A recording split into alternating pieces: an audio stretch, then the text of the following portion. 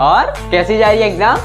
फट के साथ में आई होगी, फटते तो हो गए नहीं तुम क्यों ही पढ़े? थॉमस एडिसन ने जो कहा है, a single paper can't decide my future। बस एक के तो थॉट है जिसको हम मानते हैं, पर थॉमस एडिसन ने साइड में बल्ब बनाने में भी हाथ बटाया है। तुम्हें ये तक पता है कि बल्ब वर्क कैसे करता है? हाँ, एक ना एक समझ ने मन में बोला होगा बिजली से, है ना? बोला ना? 50 बार बोल रहे हैं, पढ़ने निकले वाले छात्रों को राजनीति से दूर रहना चाहिए, हैं? अबे पढ़ाई लिखाई में ध्यान लगाओ, IAS बनो और देश को संभालो, लेकिन नहीं। बैक बेंचर्स को फिर भी कुछ फर्क नहीं पड़ता है, उनके लिए एक ही लाइन काफी है। परफेक्ट। जब भी इनके हाथ में पेपर फॉर्मेट आता है 10 दिन बाद एग्जाम है। पहले क्यों नहीं बताया? 10 दिन पहले तो बताया है। 10 दिन क्या होते हैं? कम से कम 3 महीने तो देते हैं। 3 महीने पहले भी बताया था कि अक्टूबर से एग्जाम शुरू हो रहे हैं, तो मुझे क्यों नहीं पता? लास्ट बेंच पे पेन के पेन फाइट और बेंच पे रबड़ घिसने से अच्छा पढ़ लिया होता तो ये नहीं होता। अभी फिलहाल तो हमें पेपर फॉर्मेट मिल चुका है ना कि 10 दिन बाद एग्जाम है, हमें पता है 10 दिन बाद एग्जाम है, पर हम क्या करते हैं? Just chill, just chill, just chill, just chill।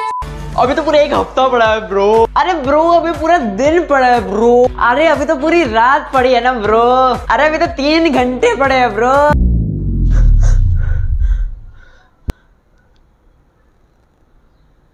अभी तो आधा घंटा है ब्रो। और फिर आती है एग्जाम्स। एक शब्द आता है, संस्कृत के एग्जाम में गच्छा भी सबके ऊपर 50 मार्क्स का एग्जाम देने निकल पड़ते हैं हम लोग। और फिर तुम आखिर की 10 मिनट एकदम दिल से पढ़ते हो और फिर तुम लोग जाते हो स्कूल में। अभी तो हम लोग क्लास में घुसे ही होते हैं, बेंच पे बैठे ही होते हैं, फिर हम लोग देखते हैं कि लोग मैथ्स पढ़ रहे हैं। भाई तुम लोग मैथ्स क्यों पढ़ रहे हो? मैथ्स की एग्जाम होंगी तो मैथ्स ही पढ़ेंगे ना। मैथ्स की एग्जाम है और अब तुम लोग दे रहे हो मैथ्स की एग्जाम, जिसमें तुम्हें पूरे 50 मार्क्स के पेपर में A+B का होल स्क्वायर आता है, वो भी आधा अधूरा। और फिर 2 मिनट की जिंदगी की पहली दिल से प्रार्थना करने के बाद तुम्हारे हाथ में आता है पेपर और ये फटके 4। पर कोई बात नहीं, लगा देंगे हर जगह A+B होल स्क्वायर का फॉर्मूला। क्या ही फर्क पड़ता है? थॉमस एडिसन ने कहा है और फिर जैसे जैसे करके तुम लोग पूरा पेपर खत्म करते हो A+B होल स्क्वायर फार्मूला के ऊपर, और फिर तुम्हारा उस बच्चे से भी पहले हो जाता है जिसका फर्स्ट रैंक आता है, और इस वजह से तुम्हारी और फटके 4 हो जाती है। और फिर तुम पूरा पेपर फिर से चेक करते हो, एक एक शब्द, एक एक लाइन एकदम शांति से, पूरी क्लास एकदम शांत, सिर्फ तुम्हारे घड़ी की आवाज आ रही है और एक चींटी तक की आवाज नहीं आ रही है, पूरी क्लास शांत है। और फिर पता नहीं क्यों, कैसे, कहां से किसी का ज्योमेट्री बॉक्स गिर जाता है और उसी के साथ तुम लोग ये देखते हो कि तुम्हारे सारे फॉर्मूला भी गलत है। और फिर तुम 3 एक्स्ट्रा सप्लीमेंट्री लेके पूरा पेपर फिर से लिखते हो और तुम्हारा पेपर खत्म होने ही वाला होता है, लास्ट ही क्वेश्चन ही होता है। फिर आता है पेपर कलेक्शन टाइम, जिसमें पता नहीं हमको क्या हो जाता है, 15 गुना ज्यादा स्पीड में वो तेज भागने लगती है और पेपर कलेक्ट करने लगती है, और तुम होते एकदम लास्ट क्वेश्चन पे और मैम आती है तुम्हारे हाथ से पेपर खींच लेती है।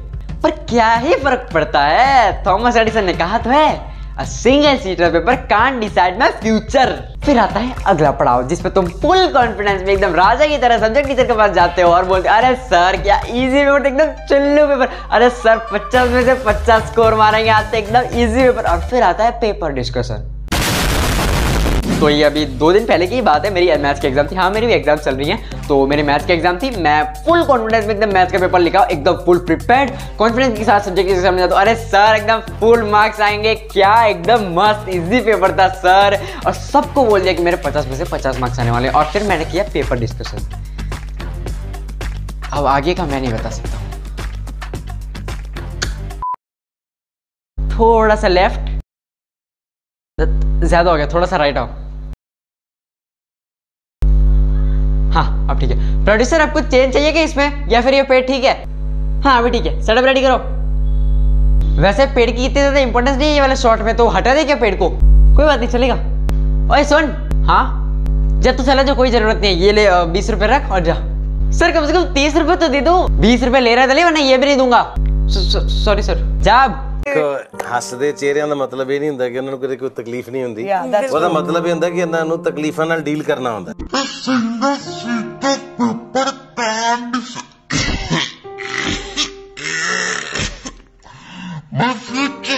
और अगर तुम्हें कुछ टिप्स चाहिए पढ़ने के लिए तो मैं तुम्हें टिप दे सकता हूँ। अगर तुम्हारे रूम में शोर हो रहा हो और मतलब तुम पढ़ नहीं पा रहे तो मेरे पास एक टिप है। तो तुम लोग क्या करो ना, कभी मतलब तुम लोग अकेले हो घर में या फिर मतलब कभी भी कोई भी चांस मिले तुम्हें 2-3 सेकंड का कुछ शांत कमरे में बैठने का, तो वहाँ पे तुम लोग ऑडियो रिकॉर्ड कर सकते हो। तो ऑडियो रिकॉर्ड करने के बाद कभी भी तुम लोग शोर वाले कमरे में जाओ और तुम्हें पढ़ना हो, तुम लोग वो रिकॉर्ड प्ले कर सकते हो हेडफोन पहन के, तो तुम डिस्टर्ब नहीं होगे।